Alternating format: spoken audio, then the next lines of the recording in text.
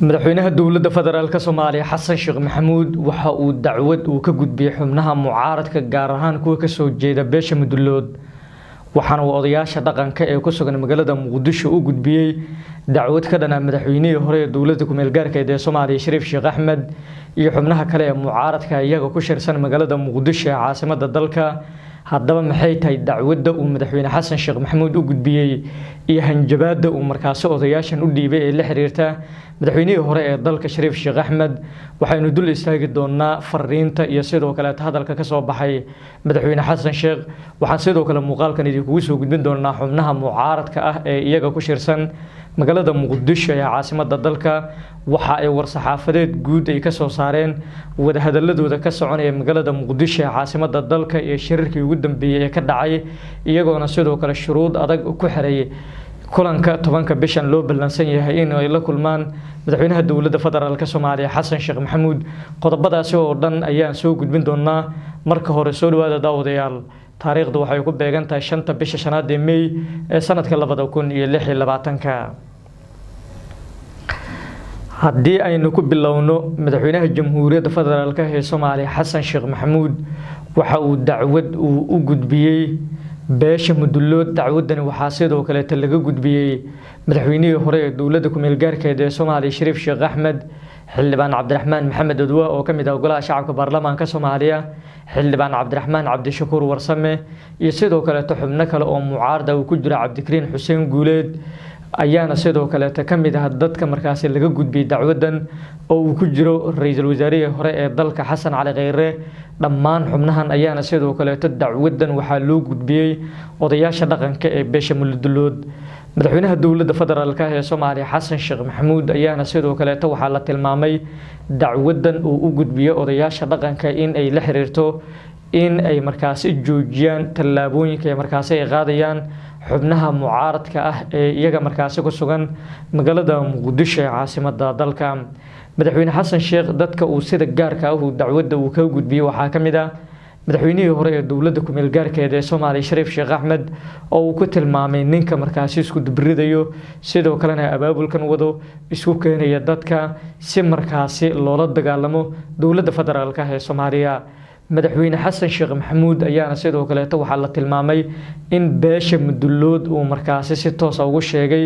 in amniga magaalada Muqdisho ka jira uusan hore ugu jirin isla markaana uu yahay mid uu isaga gacantiisa uu ku keenay loogana baahan yahay in amnigaasi laga sii shaqeeyo balse wixii siyaasad ku dhisan iyo arrimo kale in gabi ahaan markaas meesha laga saaro sida uu tilmaamay madaxweynaha dowladda federaalka Soomaaliya Xasan Sheekh Maxamuud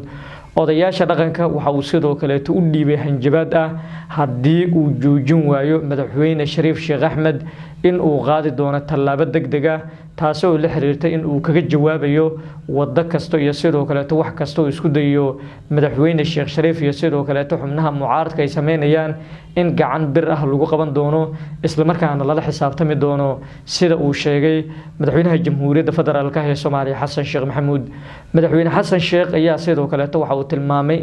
in badan uu dhageysanayo xubnahan mucaaradka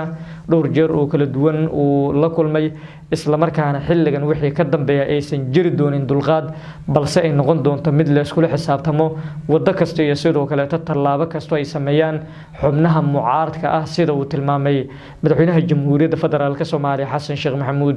waxa uu sidoo kale intaas uu ku diray in ay jiraan dad kale oo iyagana markaas si weyn uga shaqeynaya xasilooni darrada dalka go'aankan iyo sidoo kale arrimahan uu u dhiibay odayaasha dhaqanka ee beesha Mudullood ayaana waxa ay tahay mid kaliya oo muujinayso in madaxweyne Xasan Sheekh Maxamuud ay markan ay ka taagan tahay heerkii ugu dambeeyay isla markaana uu isku dayo in uu si awood ah markaas uu kula xisaabtamo xubnaha mucaaradka ah ee iyaga markaas ku sugan magaalada Muqdisho ee caasimadda dalka madaxweynuhu waxa ay dadka qaarkood ay ku macneeyaan hanjabaadan iyo sidoo kale fariintan uu u dhiibay odayaasha dhaqanka beesha Mudullood in ay markaas ay la xiriirto in madaxweynuhu uu isku dayo in uu baneysto ama sidoo kale uu xalaaleysto weerar kasta oo markaasi uu ku qaadayo xubnaha mucaaradka ee ku sugan magaalada Muqdisho ee caasimadda dalka. Horey madaxweyne Xasan Sheekh Maxamuud iyo dowladdiisa waxay u joojiyeen in xubnaha mucaaradka ay hubka iyo gaadiidka culus ee dagaalka ay ku dhex sitaan gudaha caasimadda Muqdisho, taasoo iyadana ah mid kale ee hadda soo korortay isla markaana muujinayso in tallaabadan ay tahay mid si weyn markaasi uu u qaadayo madaxweynaha dowladda federaalka Soomaaliya Xasan Sheekh Maxamuud, waxaana ay dhinaca kale ee markan u muuqataa in xaalku uusan ahayn sidii hore isla markaana durbaba markaasi la dareemayo in isbedel uu jiro, sidoo kalena ay tahay xaaladda siyaasadeed mid aanan marnaba la isaga aqbali karin waddo kasto iyo sidoo kaleeto arrinta la xiriirta mucaaradka haddii ay isku sameeyaan dhaqdhaqaaq ay markaasi kaga soo horjeedaan dowladda federaalka ee Soomaaliya. haddaba hanjabaadda uu madaxweyne Xasan Sheekh Maxamuud uu u dhiibay xubnaha mucaaradka iyaga markaasi ku sugan aan iraahdo waa beesha Mudulood oo la xiriirta xubnaha mucaaradka, waxyaabaha ka soo kordhan waa inuu dil wadaagi doonaa ee markaana xubnaha mucaaradka oo saacadihii ugu dambeeyay shirar isdaba joog ah ku yeelanaya magaalada Muqdisho ee caasimadda dalka, isla markaana waxa ay ka soo saareen shirkoodii ugu dambeeyay war saxaafadeed ay kaga hadlayaan gogasha uu dhigay madaxweynaha dowladda federaalka Soomaaliya Xasan Sheekh Maxamuud arrimaha doorashooyinka ee wadanka iyo sidoo kale dhul boobka markaasi ee laga cabarayo, taasoo ay dadka qaarkood ay muddooyinkii ugu dambeeyay doodo adag ee markaasi ay ka keeneen. arrimahan ayaana sidoo kale waxaa lagu tilmaamay sidoo kalena lagu micneeyay in ay tahay mid kaliya oo muujinayso in dowladda federaalka ee Soomaaliya lagu dhaliili karo arrimahan sida ay markaasi mucaaradku ay tilmaameen. haddii aan soo koobo war saxaafadeedka ka soo baxay xubnaha mucaaradka waxa uu qornaa sidatan: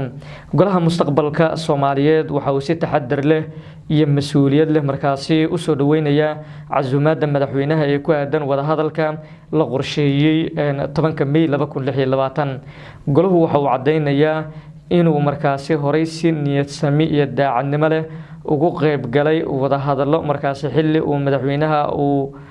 ku barbar waday tallaabooyin uu markaasi sharci darro ah uguna bedelayay dastuurka dalka. waxay intaasi ay ku dareen in markaasi casuumaadda haatan uu fidiyay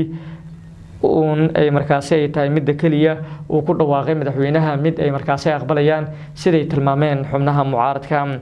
golahu waxa uu mar kale uu adkeynayaa sida ay markaasi uga go'an tahay ka qaybgalka wada hadallada dhabta ah ee heshiis qaran lagu gaari karo doorashooyinka dalkaasi. yeeshee waxa uu aaminsan yahay in wada hadal dhab ah in uusan markaasi suuragal noqon karin iyadoo ay markaasi isbarbar socdaan tallaabooyin ku aadan wada xaajood iyo sidoo kaleeto is-afgarad iyo sidoo kale tallaabooyin kale uu qaadayo madaxweynaha dowladda federaalka ee Soomaaliya Xasan Sheekh Maxamuud sida ay tilmaameen xubnaha mucaaradka ee iyaga markaas ku sugan magaalada Muqdisho.